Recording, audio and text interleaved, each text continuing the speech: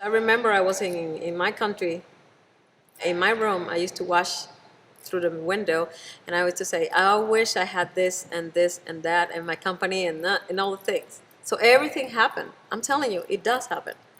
Not in the order that you always want, but eventually it happens.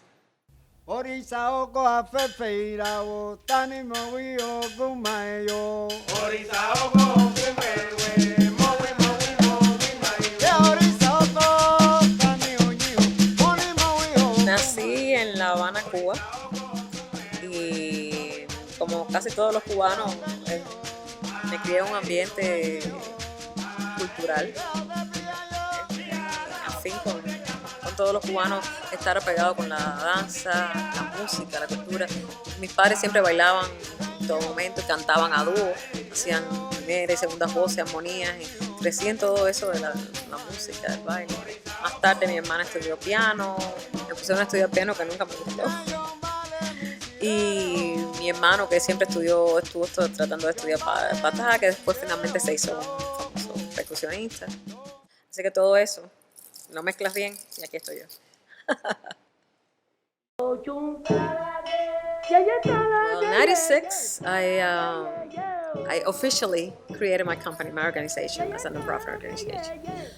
And I was trying not to sell for other than what I wanted to do. Keep the tradition, the Afro-Cuban dance alive, and many people told me, why don't you do some hip hop, why don't you do some, and I said, you know what, I want to keep this because this is what I am. This is what defines me as a person, as a human being. So that's what I want to do. So later on, I created this festival. It's ILE Afro-Cuban Dance Festival is the name. ILE is a name from the Yoruba language. The Yoruba is the ethnic group that traveled to Cuba during the slavery era. And it means the house of love or expanding lands. A lot of people from different parts of the world come, and all through the United States, in different cities. And we've been really, really hard trying to be faithful to the mission of our organization, which is to promote, cultivate cross-cultural understanding through the arts, particularly my tradition, Afro-Cuban, and other people's tradition. So all the diaspora arts. I fell in love with these dances, and we portray all these essences that are nature.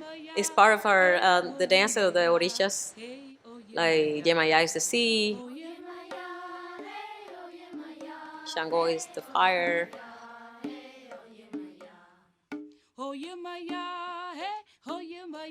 Ogun is the blacksmith and the keeper of the forest. And I tell you, for me, it's such a joy to represent them. Because it's really what we are about. We believe in the power of nature, the power of the sea, the power of the wind, the power of everything.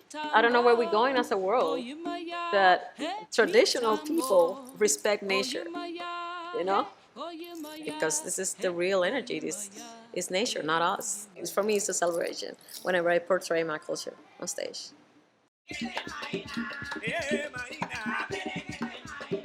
Yo creo que he sido bien estoica en el punto de mantener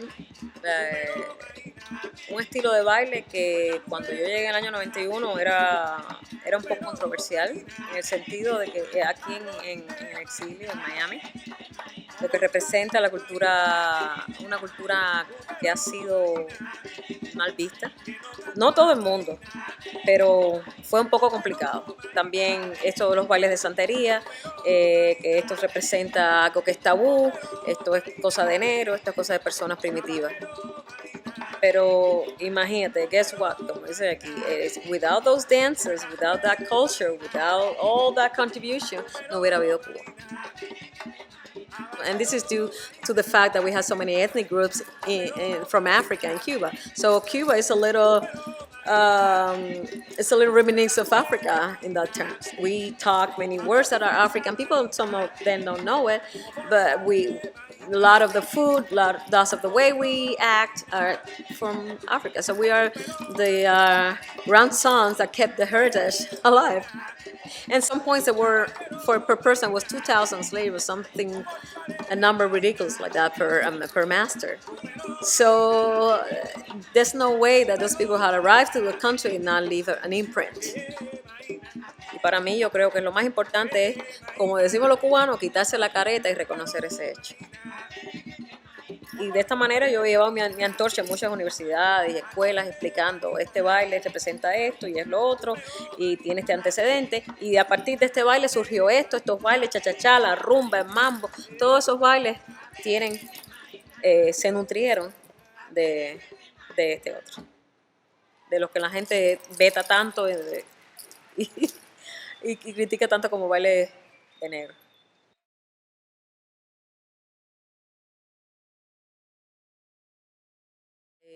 My brother was saying, you know what, this life of artists is so hard. You are, you always being smart in the family. Go back to school, do something. You forget about dance, And then I said, forget it. I'll hang out for a while. And then that same year, I had 4 offers of work. Ya en este momento la gente está más abierta. Cuando hice mi primera gira con Gloria Estefan, hicimos la apertura, como era un álbum de música afrocubana, yo representé a Ochun y los otros 2 muchachos presentaban a Ogún. Porque por motivos comerciales no pudimos llevar la vestimenta tradicional, que me hubiera gustado llevarlo para que la gente supiera de qué se trataba, cómo se hacía y que se identificaran con ella. Pero bueno, como era algo comercial, se hizo para satisfacer el mercado americano. So I toured with her a year, which I'm grateful for because that put me and my company on the spot, in the map. I've been in documentaries, in movies, in many other musicals, a lot of university teaching. I had a lot of works.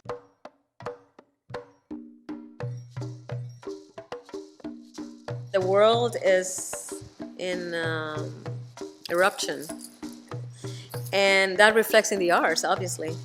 And people are trying to find their identities, and I think that's how I feel my organization is helping the world too, because dance is a perfect vehicle to bring understanding among humans.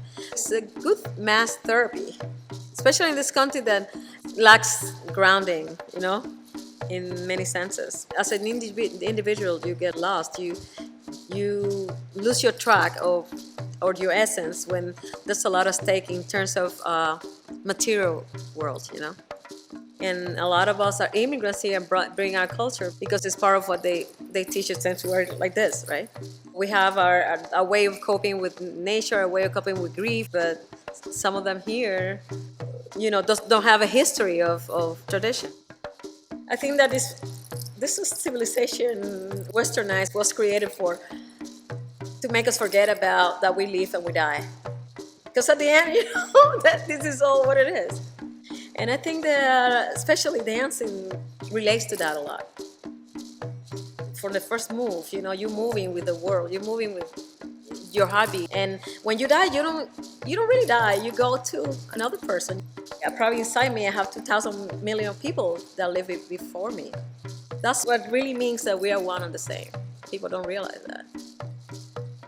So I think that's why it's so important, what is going to be left behind. Yeah. And that's the philosophy of my culture.